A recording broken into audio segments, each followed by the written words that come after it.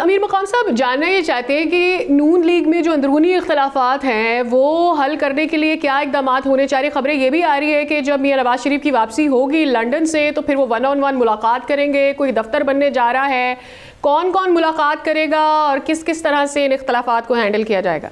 مطلب نواز شریف صاحب ہمارا قائد ہے اور ہمارے پارٹی کا صدر بھی ہے، اس کی پارٹی ہے، اس کا مالک ہے، اس کا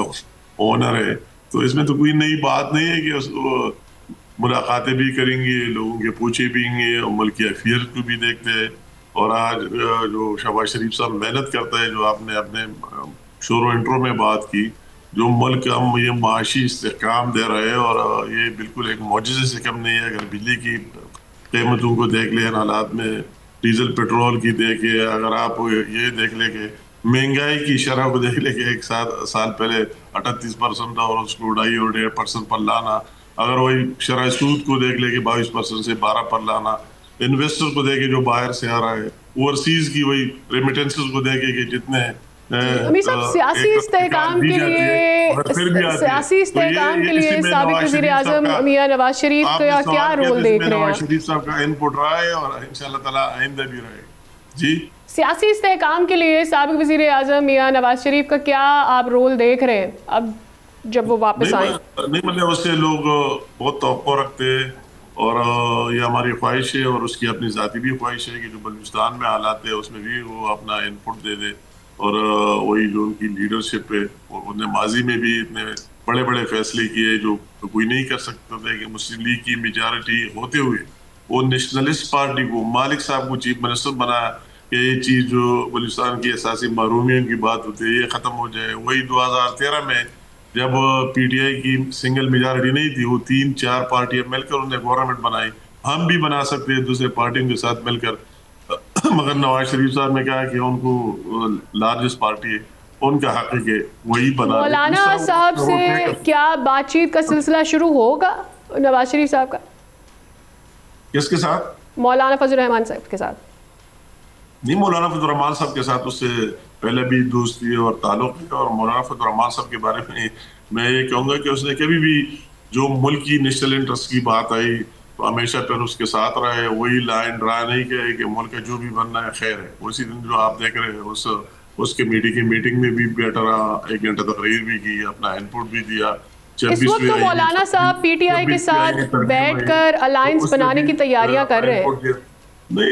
یہ تو ایسے بات ہے، میں یہ نہیں سمجھتا ہوں کہ مولانا صاحب کی وہی ان کی بیٹھنے اٹھنے یا مولانا صاحب کی ورکر پی ٹی آئی کے ساتھ چلیں گے یا پی ٹی آئی کے ورکر مولانا صاحب کے ساتھ چلیں گے، اور پی ٹی آئی کا دوسرا ایجنڈا تو ہے نہیں، ان کا کوئی ملکی بہتری کے لیے تو کوئی بات ہی نہیں، ان کی ون پوائنٹ ایک شخص کے ارد گرد گھومتا ہے اور وہی بات کرتے ہیں اور اپنی ذات کی بات کرتے ہیں، تو اس میں مولانا صاحب کو کیا ملے گا اور پاکستان کو کیا ملے گا؟ ٹھیک، تو آپ کو کیا لگتا ہے کہ وہ پھر پی ٹی آئی کے ساتھ نہیں بیٹھیں گے؟ اور جو ان کا بیان آیا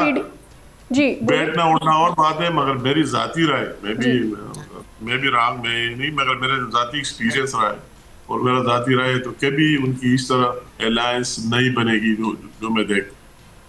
ٹھیک، تو جو مولانا صاحب کا ابھی تازہ بیان آیا ہے، پی ڈی ایم کچھ اپوزیشن اور کچھ حکومت میں ہے، کیا سمجھتے ہیں اس کا کیا مطلب ہے؟ کیا